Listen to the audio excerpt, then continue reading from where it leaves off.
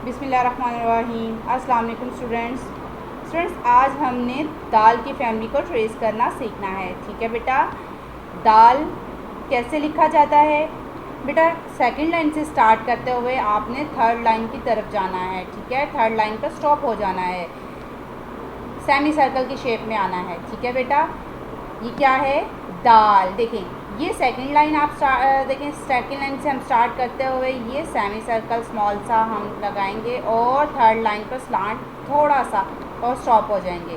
ठीक है बेटा, अब हम इसकी ट्रेसिंग करते हैं जी। तो काइंडली मदर्स आप बच्चों को एज इट इज़ डॉट लगा के देंगी। ठीक है, इनकी 4 लाइन्स नोटबुक पर। सेकंड लाइन से स्टार्ट करते हुए आपने थर्ड लाइन की तरफ सेमी सर्कल डॉट्स लगाने हैं और बच्चे उसके ऊपर पेंसिल फेरेंगे जी। तो एज इट इज़ बच्चों आपने ख्याल से डॉट्स के ऊपर पेंसिल फेरनी है। ठीक है, और ये क्या बन जाएगा? दाल। दाल के बाद क्या आता है? डाल।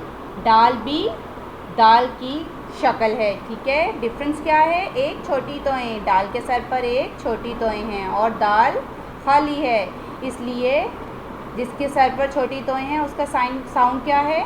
डाल। ठीक है बेटा, डाल भी हमने एज इट इज़ लिखना है, बस उसके सर पर छोटी सी तोएं बना देनी है, यानी कि ये इसकी टोपी है जी। तो प्यारे बच्चों देखें, ये भी दाल की शक्ल है ना, दाल की जैसा ही लिखना है और उसके ऊपर आपने स्ट्रेट लाइन लगानी है थोड़ी सी।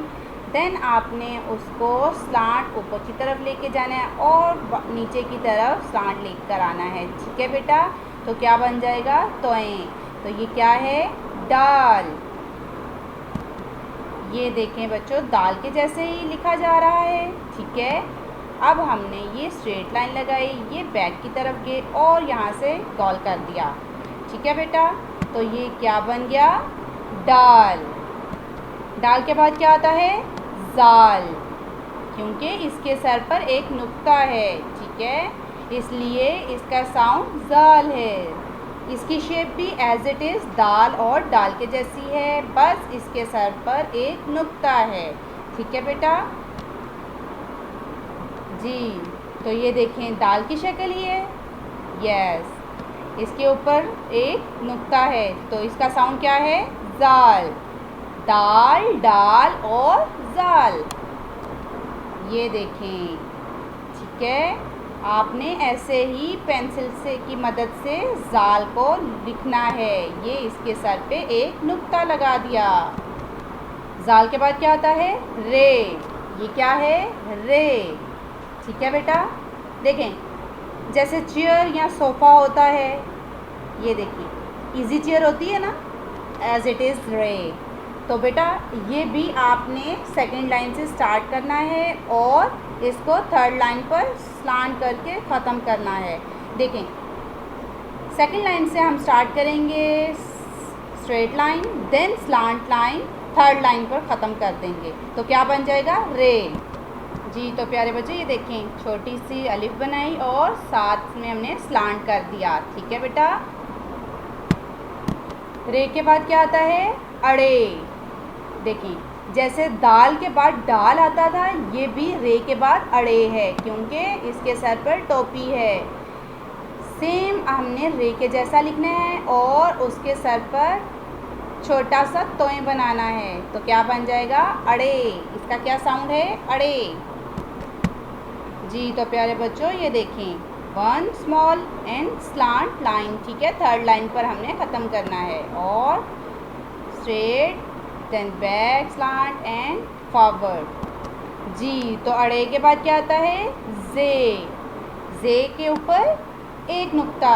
ठीक है बेटा, जे के सर पर एक नुक्ता होता है, जैसे दाल, डाल और जाल था ना, जाल के सर पर एक नुक्ता था, इसी तरह रे, अड़े और जे के सर पर एक नुक्ता होता है जी। तो प्यारे बच्चों ये देखा, हमने रे की शक्ल ही बनाई है, इसमें डिफरेंस क्या है? एक नुक्ते का डिफरेंस है। ठीक है बेटा, जे के बाद क्या आता है? ये क्या है? ये यालाबारी। Very good. क्योंकि इसके सर पर 3 नुक्ते हैं, 1 2 3। ये रे के जैसा ही लिखेंगे और इसके सर पर 3 नुक्ते लगाएंगे, 1 2 3, तो क्या बन जाएगा ये। जी तो प्यारे बच्चों देखें, रे की शक्ल ही है ना। स्मॉल सा हम 1 बनाएंगे सेकंड लाइन से स्टार्ट करते हुए, और देन हम इसको स्लांट ले जाएंगे थर्ड लाइन की तरफ, ठीक है बेटा, और स्टॉप कर देंगे। तो क्या बन जाएगा, इसके ऊपर अगर 3 नुक्ते लगाएंगे तो क्या बन जाएगा ये देखें जी। ऐसे ही आपने पेंसिल फेरनी है डॉट्स पर और इसके सर पर 3 नुक्ते लगा देने हैं। क्या बन गया, ये यालाबारी।